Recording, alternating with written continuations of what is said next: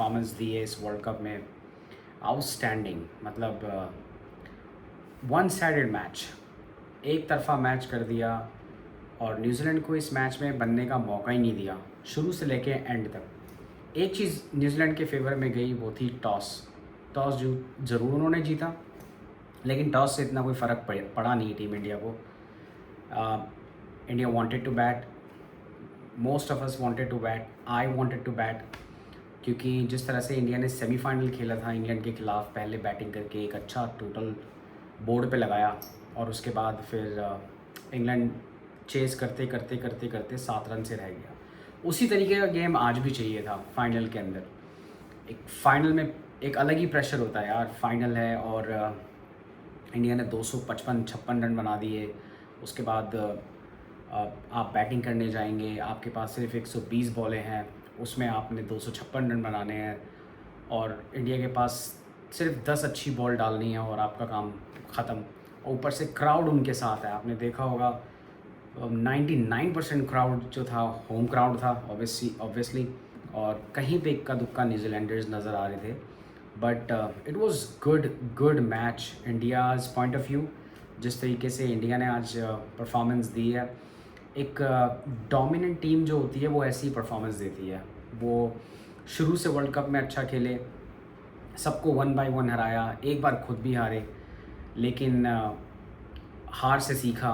उसके बाद जितने मैच जीतने थे वो दोनों जीते, जिम्बाब्वे के ख़िलाफ़, वेस्ट इंडीज़ के ख़िलाफ़, उसके बाद फिर सेमीफाइनल में इंग्लैंड से जीते और फिर फाइनल में न्यूजीलैंड से जीते।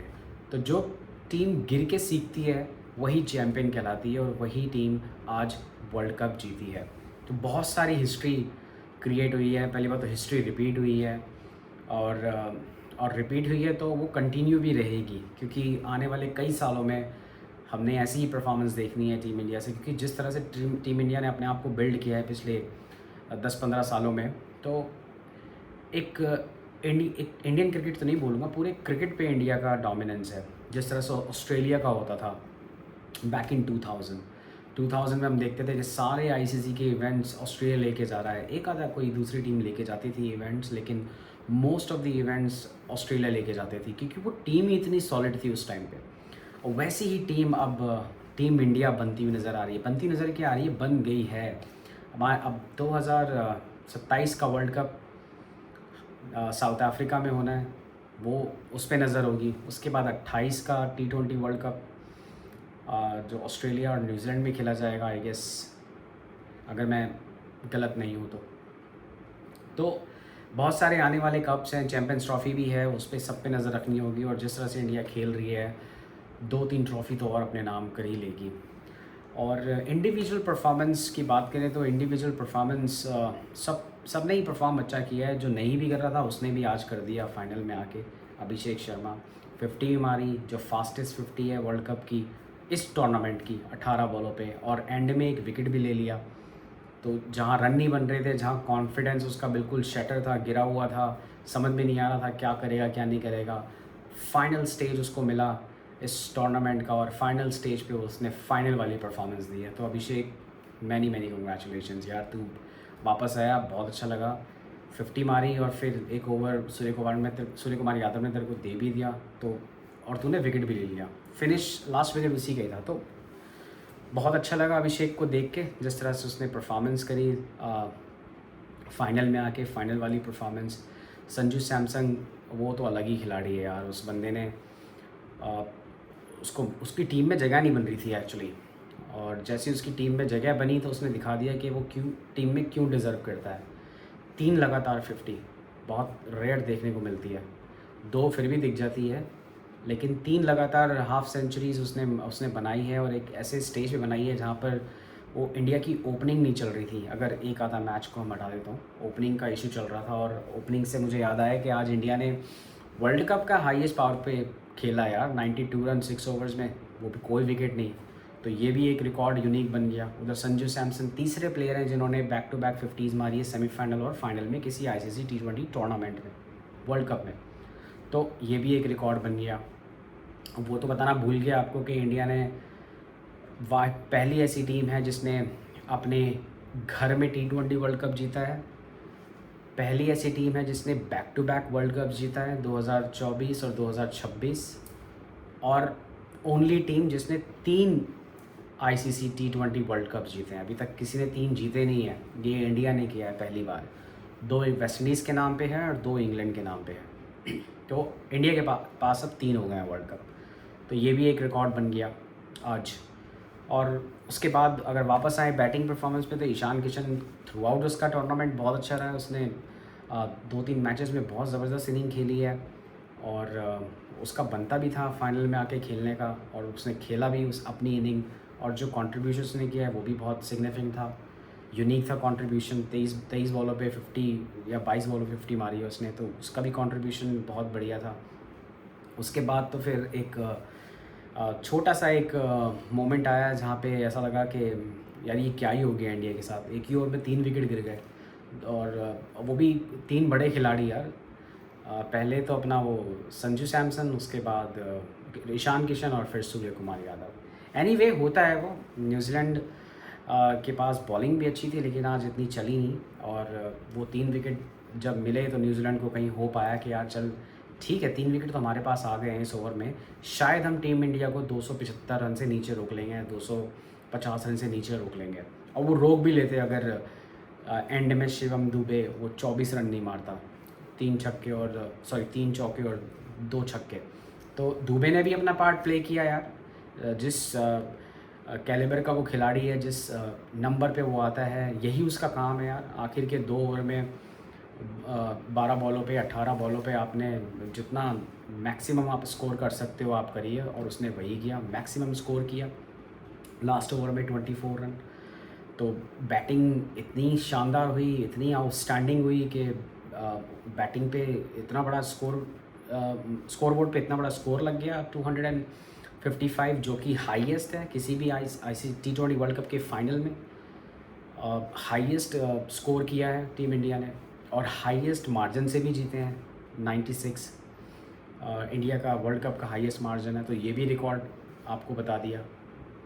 और उसके बाद फिर बॉलिंग की परफॉर्मेंस तो आपने देखी है, क्या बुमराह, क्या अक्षर पटेल, क्या हार्दिक पांड्या, क्या वरुण चक्रवर्ती, और क्या अर्शदीप, सब ने ही मतलब विकेट लिए, और सब ने ही बॉलिंग करी, मतलब अच्छी बॉलिंग करी। बॉलिंग तो सब ने ही करी, लेकिन अच्छी बॉलिंग सब ने ही करी।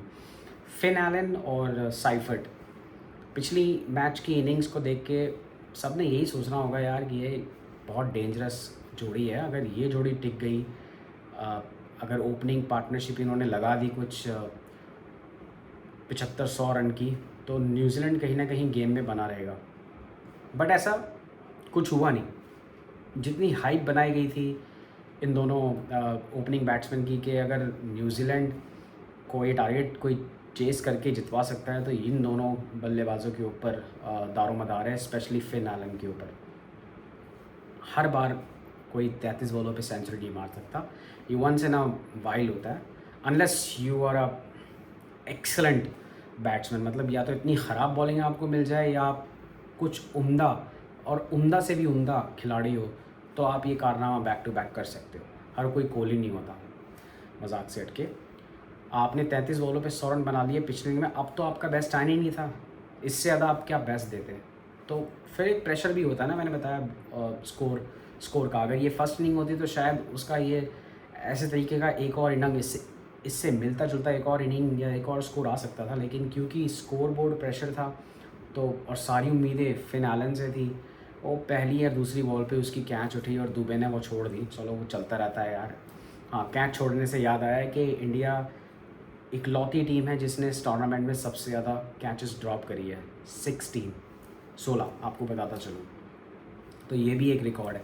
दुबे जी ने कैच वैच छोड़ा, उसके बाद फिन एलन ने सोचा कि यार अब मेरे को तो मौका मिल गया है, चल यार मैं थोड़ा स्कोर करता हूँ। स्कोर करने के लिए आगे बढ़ा, तो हमारे अक्षर पटेल साहब ने उसको विकेट ले लिया, और बस वहीं पे ही जैसे ही वो आउट हुआ, न्यूजीलैंड की उम्मीदें ख़त्म। पहले भी नहीं थी यार, 256 टारगेट बहुत ऐसे ही नहीं चेज़ हो जाता कि हर कोई आके चेज़ कर देगा, इसके लिए बहुत सारे एफर्ट चाहिए। मैंने बताया ना आपको, 120 बॉलें अच्छी खेलनी पड़ेगी न्यूजीलैंड को, खेलनी पड़ती अगर ये टारगेट अचीव करना होता। वहीं इंडिया को सिर्फ 10 अच्छी बॉलें डालनी थी, तो जो पड़ रहा था वो इंडिया का भारी था।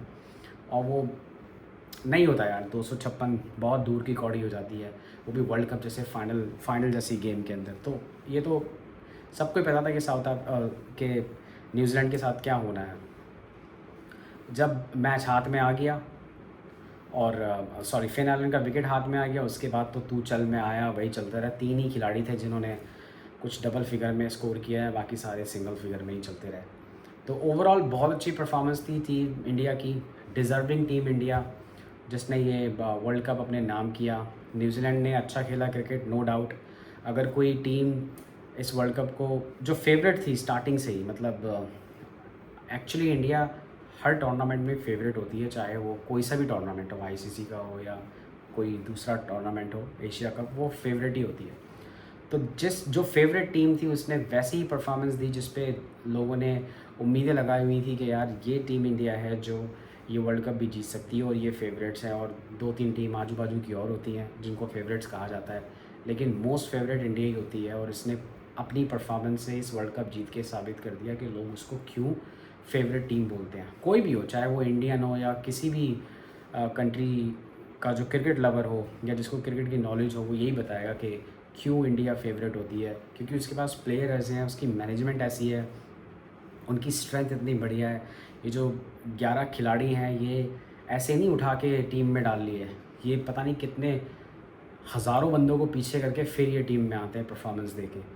तो औरों की तरह नहीं यार, ये यार इसने गली में 3 छक्के मार दिए थे, एक बॉलर को, एक फास्ट बॉलर को, इसको ले लो, उसको टीम में ले लिया, ऐसे नहीं होता यहाँ पे। कितने टैलेंटेड बच्चों को पीछे छोड़ के ये प्लेइंग 11 आती है जो खेलती है। तो ये बेस्ट है, ये पूरे इंडिया की बेस्ट प्लेइंग 11 है, ये सबसे बेस्ट 11 खिलाड़ी हैं। तो जब ऐसी टीम खेलेगी, ऐसी परफॉर्मेंस देगी इंडिविजुअल, तो रिज़ल्ट भी ऐसे ही आएगा, वर्ल्ड कप विनिंग रिज़ल्ट आएगा। और टीम को मेरी बहुत बहुत मुबारकबाद, बधाई कि उसने आज ऐसी परफॉर्मेंस दी जो बहुत ज़रूरी थी फाइनल में आके, और वर्ल्ड कप जीता, हम लोगों को खुश कर दिया, जितने भी क्रिकेट फैंस हैं अराउंड द वर्ल्ड जो चाहते थे कि अच्छी टीम जीते। साउथ अफ्रीका भी एक अच्छी टीम थी जो ये वर्ल्ड कप डिज़र्व करती थी, बट उन्होंने फाइनल में इतना गंदा खेल के दिखा दिया कि शायद वो वाकई डिज़र्व नहीं करते थे, इसीलिए बाहर हो गए। और न्यूजीलैंड जिसका जो समीकरण पे टिकी हुई थी कि ऐसा हो जाए, वैसा हो जाए तो हम आगे जाएंगे, ऐसा हो जाए तो पाकिस्तान पीछे चला जाएगा, ऐसा हो जाए तो श्रीलंका तो ऑलरेडी एलिमिनेटेड है। तो जो टीम टिकी हुई थी दुआओं पे या नेट रन रेट पे या पॉइंट्स पे, वो टीम फाइनल तक पहुंच गई क्योंकि उसने सेमीफाइनल बहुत अच्छा खेला था, क्रिकेट अपना इम्प्रूव किया। वही जो हार के सीखता है वही असली चैम्पियन होता है। तो इंडिया एक मैच हारा, वो हार के सीखे और चैम्पियन बने, और चैम्पियन बनना भी था क्योंकि वो चैम्पियंस टीम है। अब आगे क्या होगा? अब आगे यही होगा कि बस देखना है कि किसको कितने पैसे मिलते हैं, किसको कितना इनाम मिलता है। आगे अब आईपीएल आ रहा है तो सारा फोकस आईपीएल पे शिफ्ट हो जाएगा। और अभी देखते जाइए, ये जो ईद का कह रहा हूँ, सॉरी, ये जो क्रिकेट का जश्न है ये चलता रहेगा। ये जो T20 का वर्ल्ड कप का जश्न है, हाँ ईद भी आ रही है, ईद का भी जश्न चलेगा साथ के साथ, और नवरात्रे भी आ रहे हैं, उसका भी जश्न चलेगा। तो जश्न चलता रहना चाहिए, समय कैसा भी हो, इंसान को खुश रहना चाहिए। और इसी के साथ इस वीडियो को एंड करते हैं। और अगर अच्छी लगी वीडियो तो लाइक करें, चैनल को सब्सक्राइब करें।